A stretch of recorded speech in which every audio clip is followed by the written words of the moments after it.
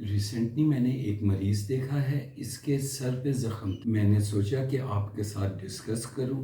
اس پر ایک detail video تو بنتی ہے۔ ٹینیا کیپیٹس اور رنگ ورم، جسے عام زبان میں سر کی پھپھوندی بھی کہتے ہیں۔ میں ڈاکٹر سلطان بدر منیر، رحمت کلینک ود سبلنگز کے پلیٹ فارم سے آج آپ کے ساتھ ٹینیا کیپیٹس کے بارے میں ڈسکس کروں گا۔ پہلے دیکھتے ہیں کہ ٹینیا کیپیٹس ہے کیا۔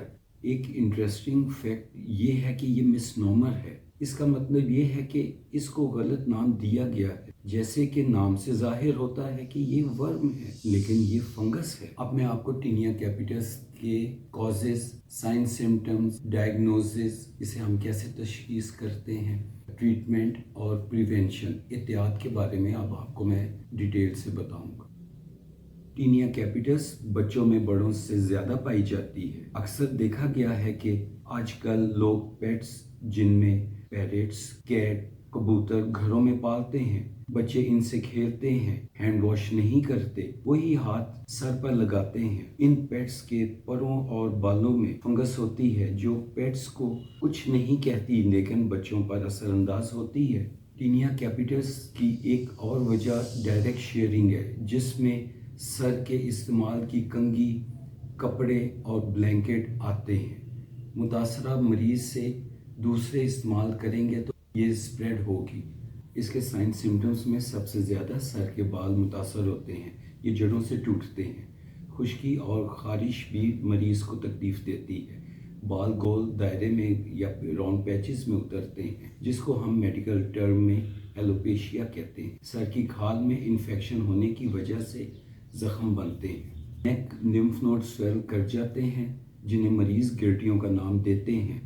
انفیکشن بڑھنے کی صورت میں بخار بھی ہو سکتا ہے۔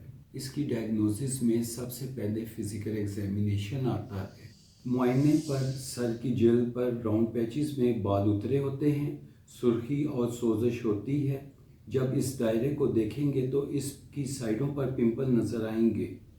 سر کے بال یا کھرنڈ کو کھرچ کر لیب ٹیسٹ کے لیے بھیجتے ہیں۔ کلچر بھی کرواتے ہیں، لیکن اس کا رزلٹ آنے میں کئی ہفتے لگتے ہیں۔ KOH سٹین ٹیسٹنگ میں 48 آورز لگتے ہیں۔ الٹرا وائلٹ ووڈ لائٹ بھی ڈائگنوسس میں مدد دیتی ہے۔ ٹریٹمنٹ میں اینٹی فنگل اورلی ہم دیتے ہیں، ٹربینافین اور گریزوفلوین، عمر اور وزن کے مطابق۔ زخموں پر اینٹی فنگل کریم یا لوشن لگاتے ہیں۔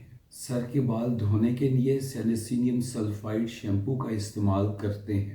بخار ہونے کی صورت میں اورل اینٹی بائیوٹکس ہم دیتے ہیں۔ احتیاطی تدابیر میں صفائی کا خیال رکھنا ضروری ہے۔ بچوں کے سر کی جلد کو خشک رکھیں اور انفیکٹڈ بچوں کو دوسرے بچوں سے دور رکھیں۔ کپڑوں کی صفائی کا خیال رکھیں، ایک دوسرے کے ٹاول استعمال نہ کریں، نہ ہی کنگھی۔ پالتو جانوروں کو ہاتھ لگانے کے بعد اپنے ہاتھوں کو دھوئیں اور ان کی ایمیونائزیشن کا خیال رکھیں۔